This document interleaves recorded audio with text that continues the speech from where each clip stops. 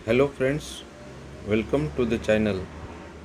दोस्तों, आज हम देखने जा रहे हैं electrical energy to vibration converter यानी कि ट्रांसड्यूसर। दोस्तों, ये जो डायग्राम हम देख रहे हैं ये इसका फिजिकली डायग्राम है।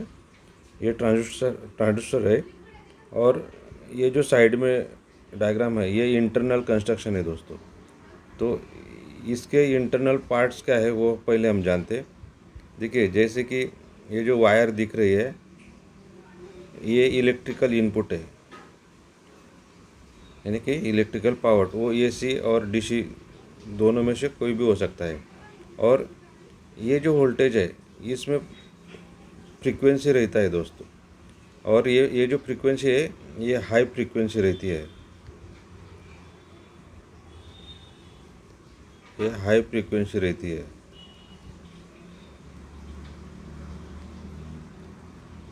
तो और ये जो देख रहे हैं हम ये वॉइस कॉइल है यानी इलेक्ट्रोमैग्नेटिक कॉइल। और ये जो है ये परमानेंट मैग्नेट है। ये परमानेंट मैग्नेट है। और ये जो देख रहे हैं हम ये मूविंग आर्मेचर है।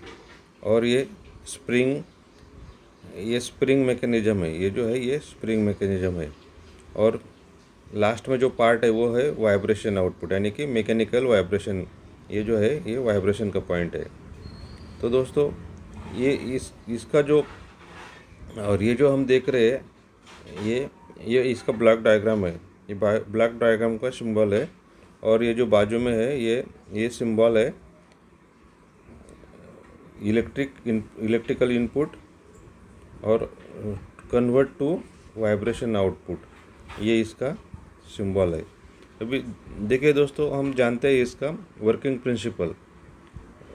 प्रिंसिपल क्या है इसका। When electrical energy is applied to the coil यानी कॉइल को जब हम इलेक्ट्रिकल एनर्जी अप्लाइड करेंगे it produced a electromagnetic force due to the interaction between the coil and the permanent magnet. जब हम इलेक्ट्रिकल कॉइल में इलेक्ट्रिकल पावर देंगे तो क्या होगा, ये परमानेंट मैग्नेट और इलेक्ट्रिकल कॉइल इसमें इलेक्ट्रोमैग्नेटिक फोर्स क्रिएट होगा। This force moves the armature back and forth यानी वो ये जो इलेक्ट्रिकल फोर्स क्रिएट होगा, इलेक्ट्रोमैग्नेटिक फोर्स क्रिएट होगा, वो जो ये जो हमारा मूविंग मास आर्मेचर है ये हमारा फॉरवर्ड और बैकवर्ड मूव होगा। तो इसकी वजह से क्या होगा, प्रोड्यूसिंग मैकेनिकल वाइब्रेशन। तो ये जो पॉइंट है यहाँ पर हमारा ये जो पॉइंट है इसमें वाइब्रेशन क्रिएट होगा। और यही हमारा वर्किंग प्रिंसिपल है दोस्तों इसका।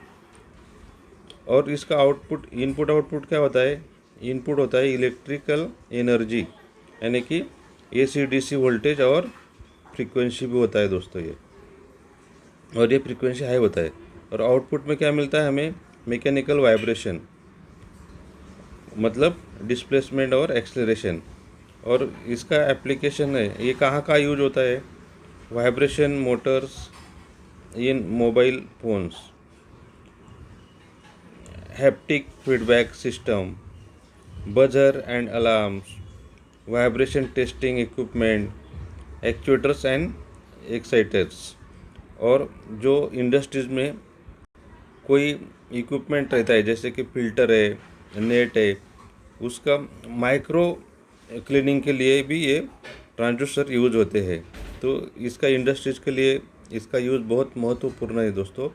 वीडियो पसंद आया तो लाइक करना ना भूलें, लाइक ज़रूर कीजिए। Thank you.